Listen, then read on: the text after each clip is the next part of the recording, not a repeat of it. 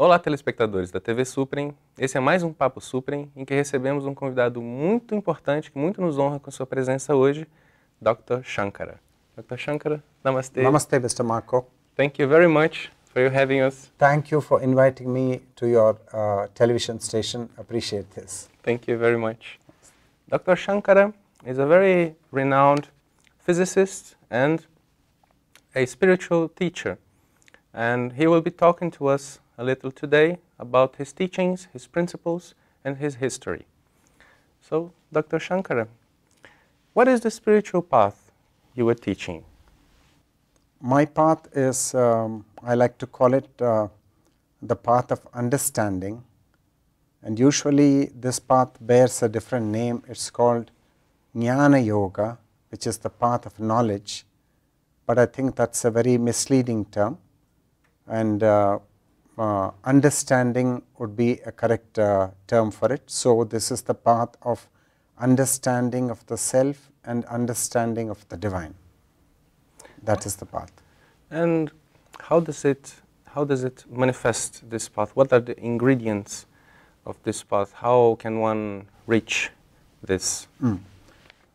As Krishnamurti says, the soil in which the meditative mind has to begin is the soil of everyday strife, the fleeting pleasure and the pain. It must begin from there and it must move endlessly. And the way for this is you have to start watching the self. All the time we are watching the world, we are totally engrossed in our sensory perceptions, and we are seeking sensory gratification. And the sensory gratification continues till there is tremendous pain, which is a concomitant of the pleasure of sensory gratification. So when the pain comes, we are very disturbed, and then we probably go to a master and a guru, and the guru will ask us probably to start looking at ourselves, become introspective, and then we start learning about ourselves, how the little self is full of mischief. It is full of self-deception, it is based on ignorance, and it is based on a desire nature. So you start learning, and then after a time the self completely subsides with all its activities, and then there is an awareness of the divine, and the divine becomes real for you. And can that be reached through knowledge, or there must be meditation in order to see the higher self? How is it accomplished? Or one goes with the other? One goes with the other. One has to start, one has to get into the water not knowing how to swim, and then you start observing the self, and then you come to a state through relentless continuous observation, and the hallmark of this observation is that there should be no effort, there should be no judgment, and there should be no criticism, there should be no condemnation of yourself. So you must have tremendous compassion for yourself. So as you keep watching, then the activities of the self subside, and then there is learning. You start getting insights about yourself, and when the turbulent activity of the self subsides, then that's a new chapter in the life of the self. It becomes aware of the divine, and it begins to seek the divine, and it will find the divine. In this world of ours, which information goes almost as fast as thought, one thing happens and the other side of the world gets the news instantly. Yes. Decisions have to be made in such a hurry, and so many decisions in our private lives even. How can we reflect when this is our context, when we do not have time to think through important decisions that goes and have impacts through the whole of our lives? How can we pursue this utter observation and reflection towards ourselves when we have to act so instantly? Acting instantly is almost an effortless thing once you learn the art and the skill of watching yourself, choiceless awareness, as the master Krishnamurti calls it.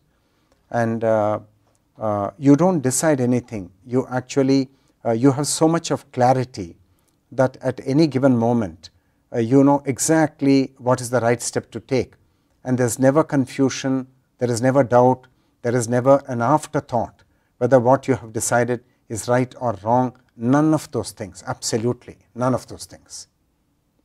Yeah. This is very There comforting. is only clarity at any given moment, and you never decide. So the whole business of within quotations decision making, which is such a problematic thing for people, so long as they are living in the mind, that doesn't exist for the person for whom the consciousness has completely stopped its mad activity.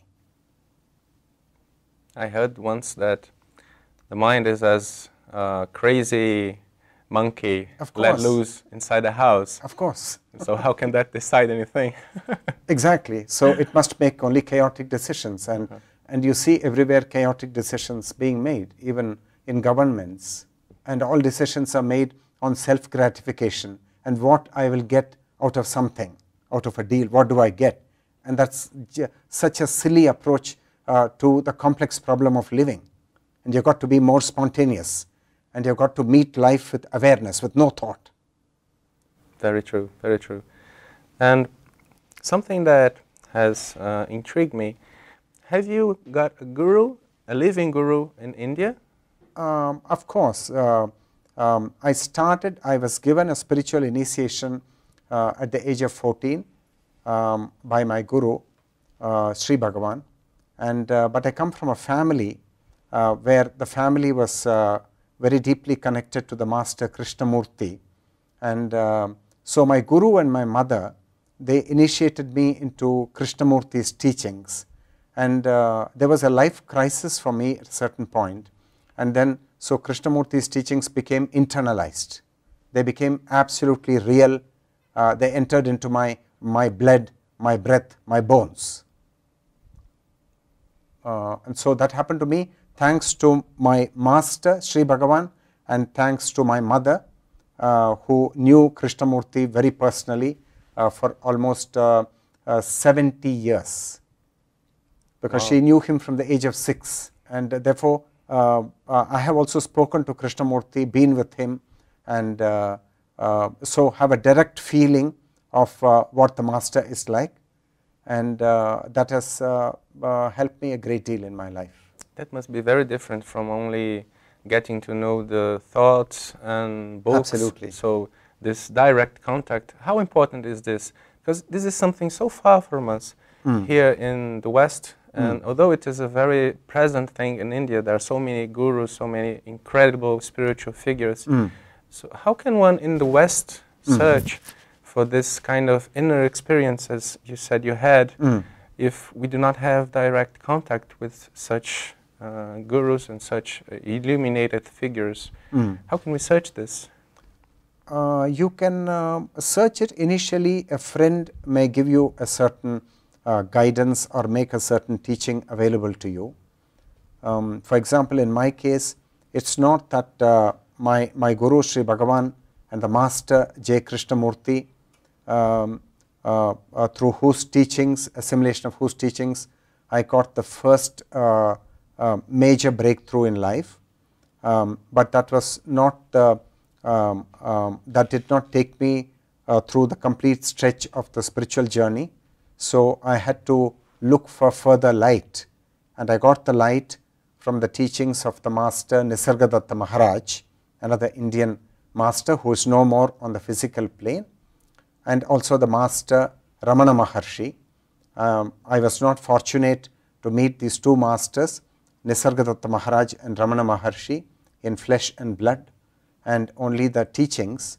And I was introduced to Ramana Maharshi by my guru, Sri Bhagavan, when I was 14. We went to the ashram of Ramana Maharshi, but Ramana Maharshi was not alive at that time, he had passed off. And so only the teachings were available, and I took the teachings, and because already the soil was tilled for me by the Upadesha given by my master Sri Bhagavan and the teachings of the master J. Krishnamurti, so I could drink the nectar of the teachings of the master Nisargadatta Maharaj and Ramana Maharshi, because of the foundational work already done with my Guru and with the Master J. Krishnamurti. So only the teachings also will help, but you have to turn inward, and the spiritual life begins by turning inward. And if you don't turn inward and then you are still with the teaching or even with the living master, it will not help. It will be only It will be a company blind or following. concepts. Only concepts, only blind following, and you have no clarity yourself, and the light is outside you and you never see that you are the light. Nós vamos fazer breve intervalo e já voltamos. Fique aí que a gente vai continuar essa maravilhosa conversa. Já voltamos.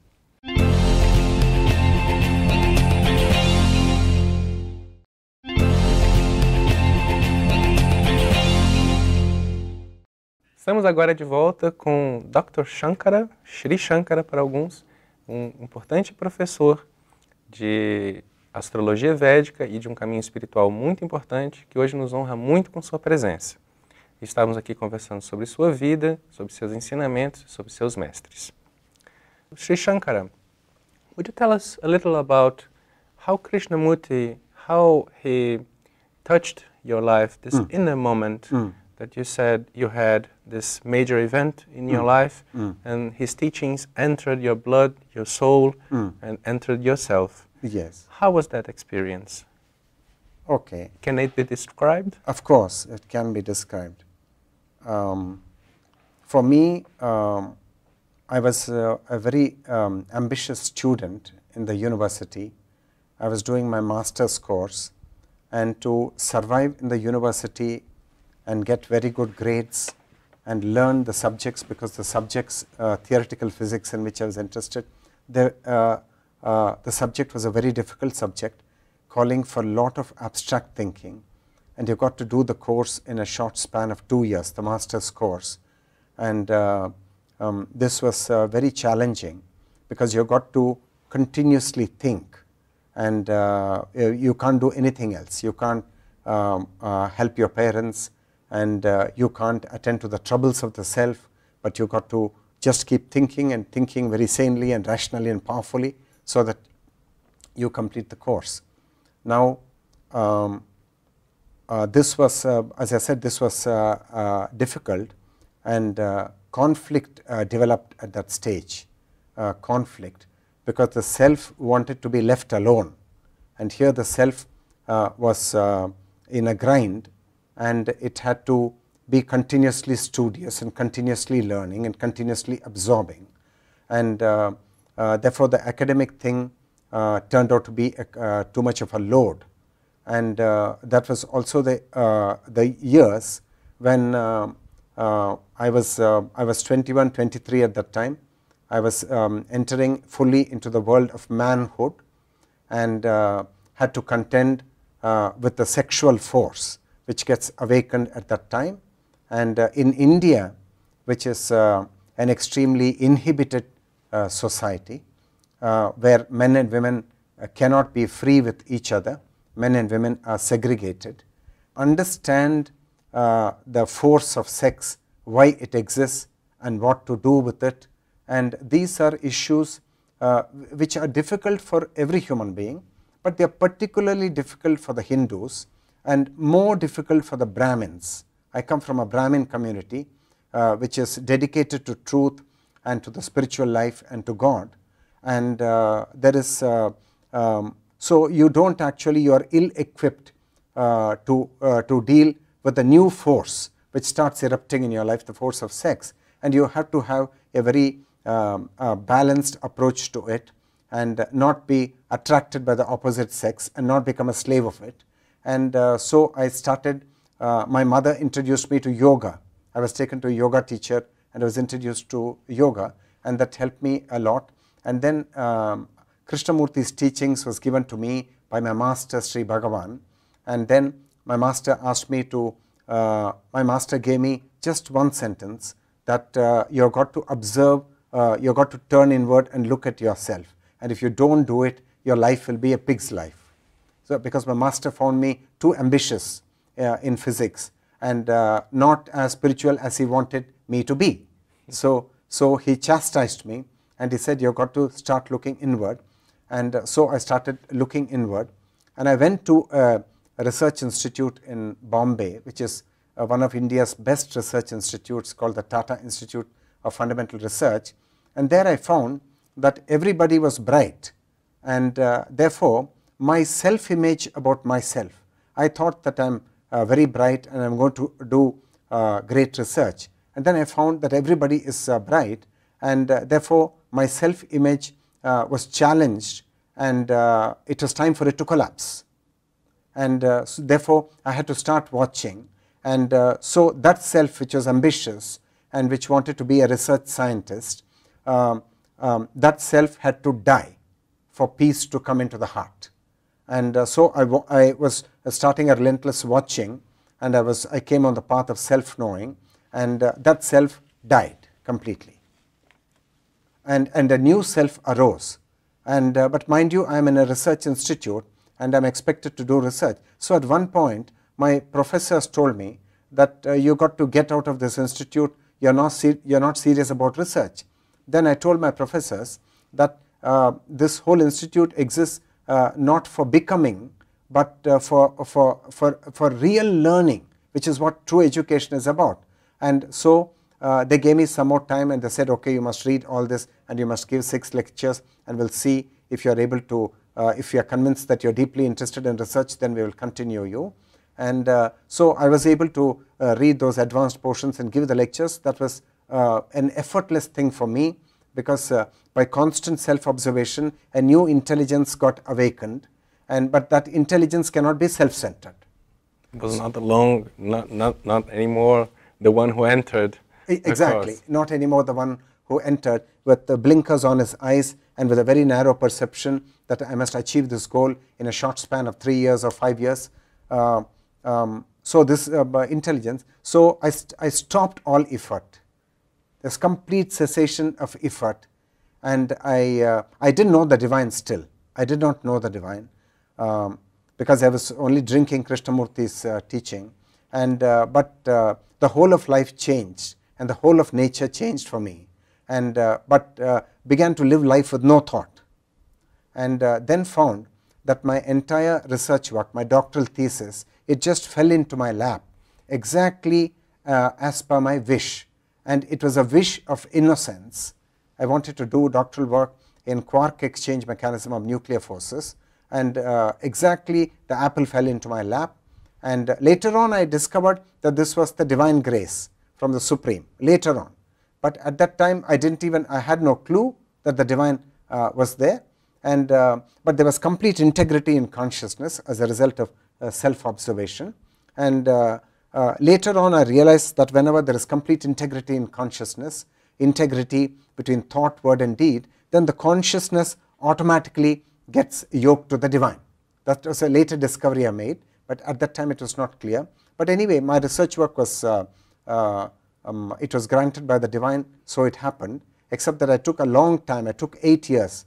I was in 8 years because those were the years of my spiritual growth, not just my research. They were the years of my philosophical awakening, the awakening of intelligence, and my introspection and self-knowing. And so those were probably the most spiritual period of my life. And then later on I went to Germany, and I did research for another 2.5 years. And then I felt I got a calling that I got to drop this research, because this research is not in resonance with my true self, which had become spiritual. So I had to walk out of it. So I walked out of the halls of research, and this was a big shock for my family, for my wife, and for my in-laws, and for many people. So everywhere they asked me, why are you doing this? But for me it was the most natural thing to do, most natural, because it was death and a new life, death and a new life. That is a very important issue for us to learn about here in West, as death is such a taboo and such a an idea, misunderstanding, but it's the most natural movement we have in life. Yes. We cannot separate one from other. Yes. Unfortunately, we are beginning to come to the end of this block. So would you like to make your final considerations before we do the next interview? I have to obviously thank my host in Latin America, Sri Ricardo Bravo, and then our host in Brasilia, in Brazil, Sri Maristela Cordova. And but for the invitation of Sri Ricardo ji, I think my coming to Latin America would not have happened. So I'm thankful to both of them, and I'm thankful to you, Mr. Marcos, and to your TV network for giving me this opportunity to share my life and my work with you. And we're very thankful to have you here. Thank you very much. Namaste. Thank you. Namaste. Namaste. Então, muito obrigado, telespectadores, por estarem conosco. Essa conversa interessantíssima, infelizmente, está chegando ao fim pelo nosso tempo, mas vai continuar. Muito em breve vamos ter mais entrevistas também com o Dr. Shankara. Muito obrigado e fiquem sempre com a gente assistindo a TV Supren e ao Papo Supren.